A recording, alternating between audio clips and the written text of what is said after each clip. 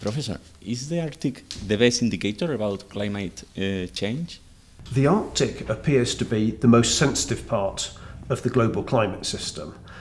This is true both today and over the period since about 1960 to 1990, and also numerical models of how climate may change over the 21st century also predict that the Arctic will be the most sensitive part of the global system.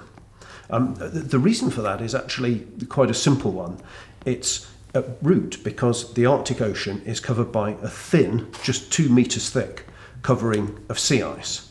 And that sea ice, therefore, is very sensitive to change. If an amount of the sea ice melts as the temperature of the Arctic warms, that very light and reflective sea ice is replaced by dark ocean water. The dark ocean water absorbs more radiation, and so the next year the ocean is just a little bit warmer, so there's a little bit less sea ice formed, and this is what we call a self-reinforcing process.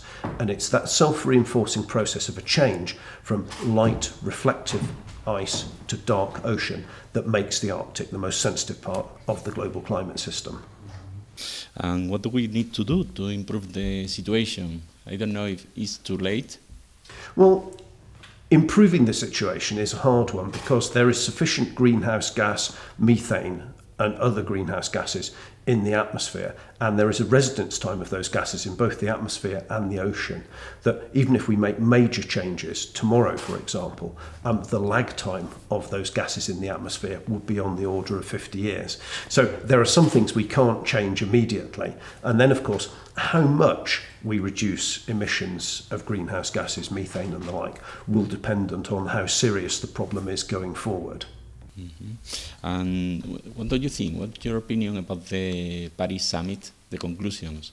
Well, the various summits that there have been over the last 10 or 15 years, and for example, the withdrawal of America from some of the measures of these summits, is clearly not a good thing in terms of CO2 and greenhouse gas emissions and sulfates and so on.